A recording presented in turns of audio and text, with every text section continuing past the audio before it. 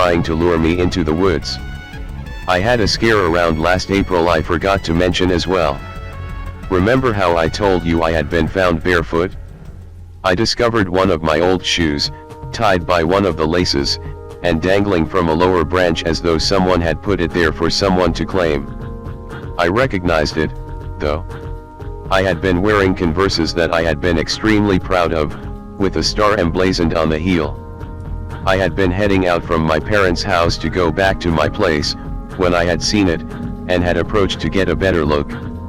The shoe was dangling about eye level to me, and everything about it screamed trap. I stood about 10 feet from it, examining it. It was battered and damaged from the elements, but I could still make out where blood had soaked into them. That was when I heard this enormous crashing slightly farther off in the woods, in a rather leisurely pace. Could it have been deer? Certainly. But I noped the fuck out of there anyway. My mind might have been playing tricks on me, but I swear that I could hear a booming coming back at me from the woods. Sorry guys, I've been kind of busy today to try to keep my mind off of it. I was working on our family's farm when I heard what sounded like Josh calling me in the woods. I didn't go, but I just kept staring, and there was that thing again. Next time I will take a tape recorder or a video camera so I can show you all. I have to get back to work for now, but I will update later. So, first let me describe how I've spent the last 3 summers. Live in Ohio. Be camp counselor at Innowoods Camp in Hocking Hills region of southern Ohio. Clear Creek Valley is one of the most biodiverse areas in the entire world. Not kidding. More than some rainforests. Nearest civilization is town of Rockbridge, tiny, many miles away. Everyone lives in cabins with no air conditioning, power, or lights. Bushcraft. Teach them battening, fire building, debris huts, edible plants, the works. One night every week, we camp out, use the skills, and sleep under the stars. Every week, each cabin has to do a camp improvement project, chores. Little kids pull weeds on what few, unpaved, barely maintained, paths we have. Big kids, 14 to 17, use saws, rakes, and shovels to clear out new campsites, or refurbish old ones. There's always been a rivalry between the older boys and girls, especially among the counselors. That's the camp. It's a nice place. I'm there for 6 weeks every summer, but the kids only stay for 1-week sessions. After 3 years of romping through the forests there, I know the place like the back of my hand. There's still some places I haven't been, but they are few and far between. As a side note, every counselor has a camp name so campers can't find us on Facebook and stuff. I'm Hawkeye. My friends in the story are Turkey, certified EMT and my co-counselor. Magenta, old friend / engineering student. Khaleesi, Bizina student. Magenta and Khaleesi are counselors for the older girls, Turkey and I are counselors for the older boys. Be last week of camp. Everyone happy to be going home. What camp improvement projects don't get done have to be done by counselors after camp is done, but before they can leave. Fuck that. Turkey, Magenta, Khaleesi and I all agree to have our kids do all of the hard chores so we don't have to do them alone. We clean up a campsite on the side of a hill called Black Feather. The girls clean up a site called Human Nature. They're bragging because it hasn't been used in around 20 years, camp is 90+ years old, and we will finally get it up and going again. I'm a bit jealous because I've never been to that site. The only clue as to where it is a dotted line on a 30-year-old hand-drawn map indicating a shitty trail. Magenta says she knows where it is. I think she's bluffing, but she's a smart girl.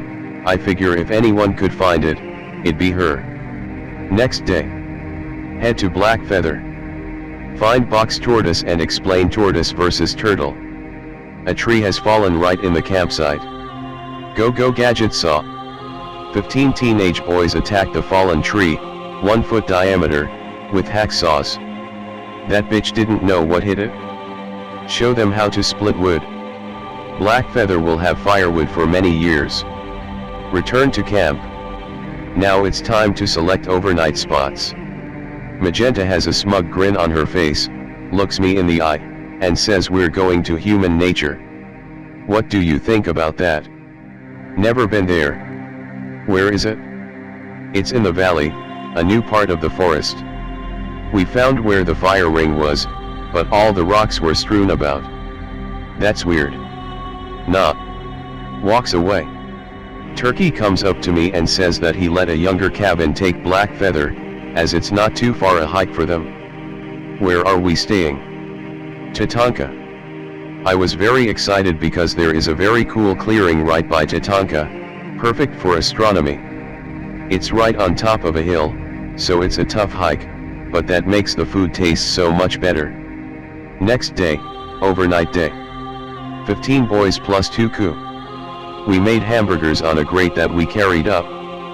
7 pounds of meat to divide. We ate like kings. Campfire jacks for dessert. Basically tinfoil wrapped tortilla with chocolate and marshmallow inside. Uh-oh. Person who packed the food gave us no tortillas.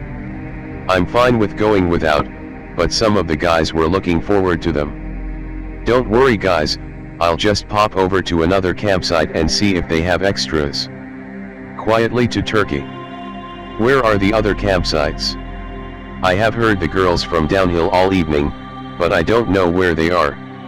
I don't know man, his first year counseling, but Magenta said Human Nature was in the valley. Did you see that raggedy ass trail leading downhill when we were headed up? Like 20 m past the last cabin. I did see it, but it didn't look like it had been used recently. You sure that's right? Yeah man, that's where the trail is on the map. It is around the right area, but the map even has written on it not to scale. Some sites may be overgrown. Alright man, that's about right. I go down towards the trail. 9:30 p.m. so it's dark. I've got a whistle, my Mora companion, blade bathed in white ash, so it works on demons, and headlamp. Get to trailhead. It's a bit dark, but not so much that it's oppressive. I head into the trail. About 5 m in, it suddenly turns from undergrowth to grass underfoot. This is odd. All the undergrowth is getting thinner too, but the path is still very defined for something 20 years old. Suddenly no undergrowth. Just trees. Eerie almost brightness. Don't even need my headlamp. It's a new moon, so this is fucking weird. The section of forest I'm in looks very new, thin trees, low ground cover, no bushes or mid-level plants. The feeling I get in it though. It feels old. Like walking inside a tomb old. I keep walking, more to distract myself from how weird this section of forest is. I realize that I don't hear the girls anymore. They're normally very loud, being teenage girls. I stop. Everything in the world stops around me. Not even insects are chirping. I see fog slowly filling into the valley. It's now bright in there, despite being a new moon. This place is not good. I'm actually getting goosebumps describing it. A stream runs down the center of the valley. Shallow, but still a stream. I don't know why, because every fiber of my being said other, crossing the stream. Once I crossed, a wave of the most powerful feeling hit me, one I can't even articulate to people. The best way I can describe it is like feeling with every oz of your body that something is the most despicable evil that has ever existed. This place was bigger than me, bigger than the forest. I should not be there. I was more scared than anything. Since there was nothing to fight, I ran further down the path. I don't know why the fuck I did it. Every step carried me further into it, but I couldn't stop. It felt like I had run at least a mile or two, but it was probably no more than a few hundred meters. I am not afraid of admitting that I was almost in tears at this point. It's so much easier when there's something to focus your fear on. But when there's nothing, it just takes over. Suddenly. Offside of increasingly dispersing path. Glow of campfire. Sound of girls talking in low voices. Stumble towards campsite. Magenta's voice, much shakier than normal. Hello? Who's there? I try to be as calm as possible, to avoid spooking the campers, although I realize that they are already unsettled as it is. Hey Magenta. It's Hawkeye. I'm coming out of the bush. Oh good W, what do you need? I'd totally forgotten what I was there for. Just popping by. Cool. She says, then gestures me to come over to her, away from the campers. Hawkeye, what the fuck are you doing? Was that you? Where did you come from? Why are you here? I was getting something. Wait, was what me? What do you mean, where did I come from? You took that path, right? She looked me in the eye, and for a second, I see the same look that must have been on my face minutes earlier, when I realized what I was feeling. She shook her head just slightly, and I could feel the color drain from my face. This was a bad idea, Hawkeye. What are you going to do? She told me how it felt much safer at the campsite, with the fire going. She certainly wasn't going to lead them out through the forest in the dark. Khaleesi was also new, and didn't know how to get anywhere, so it was up to Magenta. She said she'd stay up all night and tend the fire. Keep the flames hot and large. I looked her in the eye and asked her if she'd be okay. She said yes, but didn't sound convinced. I remembered why I was there, and grabbed some extra tortillas, because damn it, I'm not going to go home empty-handed. Magenta shows me the path they took. Old, but completely different from my ingress route. I make it back on the other path. I feel it as I leave the campsite, but it fades as I walk away. Make it to a big, well-maintained path. Holy crap, this is the same one the other path led out on. Walk back towards camp. Pass where it should have been. What? It's not there. It's like the path closed up. Some of the thickest forest I've ever encountered where that damn path should have been. I know that's where it was because there was large boulder opposite of it. Anyways. Make it back to Tatanka where my boys have been waiting for me. Turkey yells to me as I walk up. Hey Hawkeye. Where have you been? Did you walk all the way back to the kitchen?